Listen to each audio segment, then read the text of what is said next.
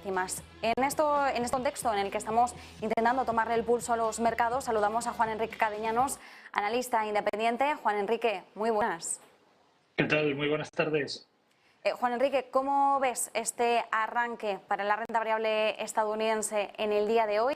Y además una semana en la que vamos a tener algunas referencias, vamos a conocer el IPC de Estados Unidos, vamos a finalizar la semana con el indicador adelantado de confianza de la Universidad de Michigan y además comenzamos ya la cuenta atrás para la reunión de tipos de la Reserva Federal. Va a ser la semana que viene, días 20 y 21, así que esta semana podemos esperar sobre todo bastantes apuestas o cábalas en torno a cuál va a ser la decisión de tipos de la Reserva Federal.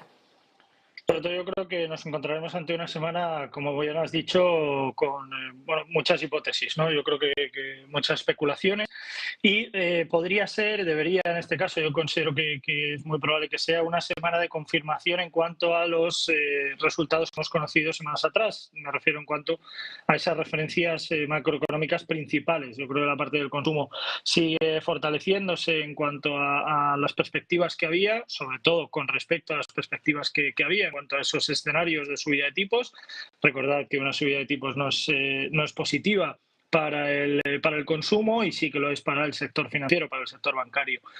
Al final vamos viendo cómo la Reserva Federal también puede seguir al arrastre de las decisiones que se tomen por parte del Banco Central Europeo. Vimos la semana pasada esa decisión en cuanto a política monetaria. Veremos a ver si la Reserva Federal sigue con esa nota o con esa línea en cuanto a modificación en base a política monetaria, esos incrementos en la parte de los tipos de interés.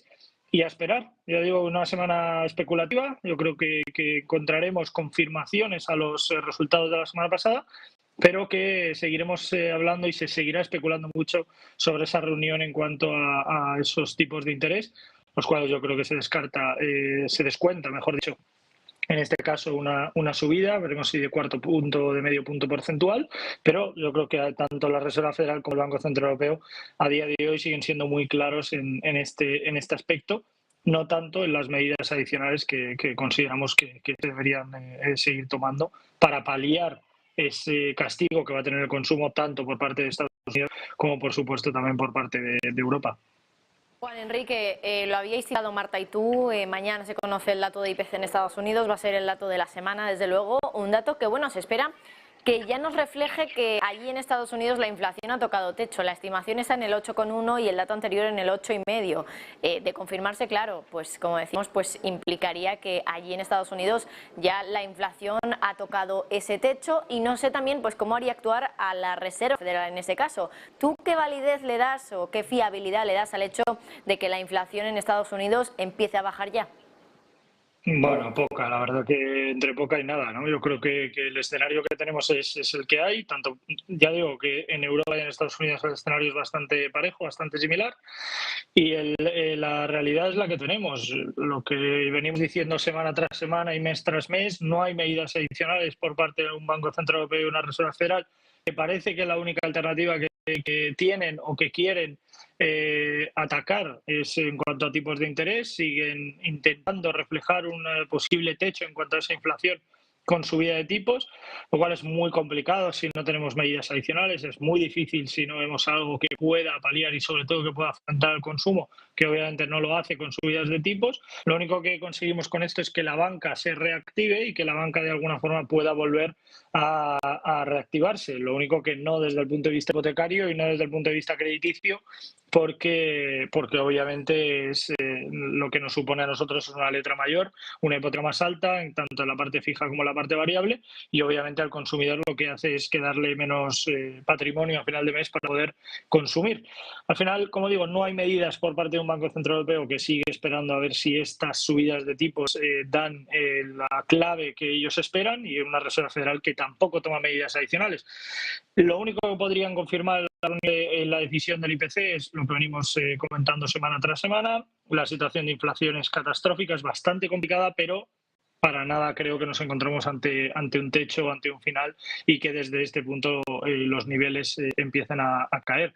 Yo creo que no hay medidas o no hay argumentos en este caso que puedan sostener, ¿no? un cambio en la tendencia y sobre todo un cambio en la perspectiva del consumidor.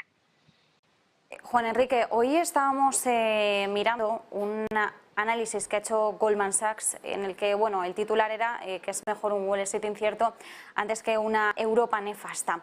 De todas formas, según este análisis que lo dirigía el economista jefe Costin, indican que la recesión en Europa está casi garantizada y que ante el escenario que está planteando en estos momentos el viejo continente es mejor alejarse de la renta variable europea y apostar por la renta variable estadounidense, que aunque pueda producir cierta incertidumbre, el año ha sido especialmente duro para las empresas europeas y que por tanto es mejor alejarse de la región del viejo continente y apostar más por la estadounidense, que ofrece un mayor potencial de rentabilidad absoluta y ajustada al riesgo. ¿Cuál es la perspectiva que tienes tú si enfrentamos ambas rentas variables?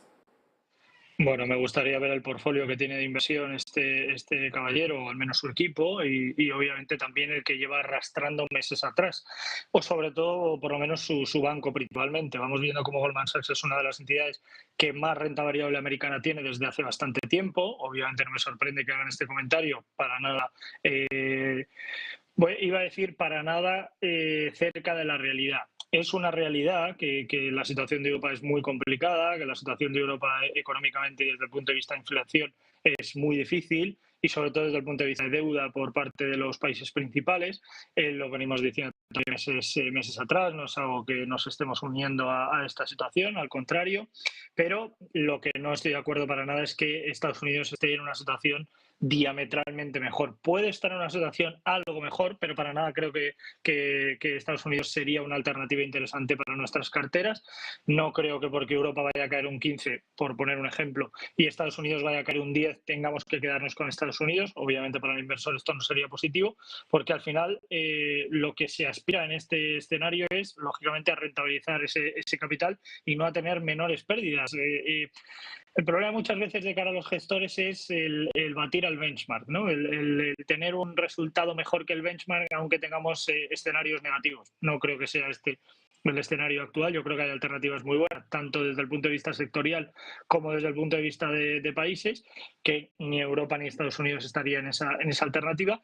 Sí, desde el punto de vista sectorial, yo creo que la parte energética, sobre todo la parte renovable, la parte de I+D y la parte de desarrollo, tanto para Europa como para Estados Unidos, yo creo que podrían seguir teniendo números claramente positivos, pero yo creo que en ambos escenarios, ambas situaciones son claramente insatisfactorias para el inversor y sobre todo para los gestores que no van a ver un escenario propicio para rentabilizar su dinero en los próximos meses. Yo creo que hasta el año 2023 no vamos a ver luces verdes, luces al final del túnel, ¿no? y brotes verdes en este escenario, y por lo tanto yo creo que habrá que esperar a ver esos resultados, habrá que esperar el sesgo que tiene finalmente el impacto de esa subida de tipos y sobre todo ver si finalmente tanto el Banco Central Europeo como la Reserva Federal empiezan a tomar medidas adicionales, las cuales, como decimos, ya vamos demasiado tarde. Cuanto más tarde las tomen, peor aún, claro.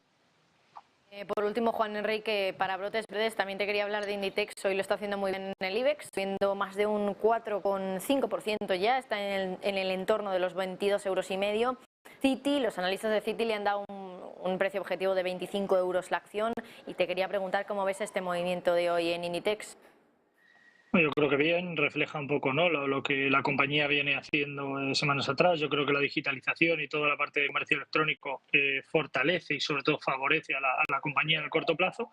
Sorprende que la propia entidad se desmarque de la situación de consumo, teniendo en cuenta que esto va ligado en paralelo a una subida de tipos por parte del Banco Central Europeo. Como hemos dicho antes, la subida de tipos perjudica el consumo y por lo tanto esto es algo que sorprende para bien y que yo creo que la entidad lo está haciendo bien. No creo que sea excepcionalmente bien y que los números sean, por decirlo de alguna forma, excepcionales, pero yo creo que el escenario es bastante negativo para el consumo y en todo este escenario se desmarca bastante bien, sobre todo ligado en la parte del comercio electrónico y en la internacionalización que la compañía viene haciendo desde los últimos, diría, 5 o 6 años, lo cual lógicamente va a fortalecer mucho y va a ayudar mucho a que la propia empresa pueda reflejar buenos números de cara a los próximos trimestres. Por lo tanto, acompañamiento, a dejarlo correr y a confiar, que yo creo que es una empresa que tiene mucha estabilidad.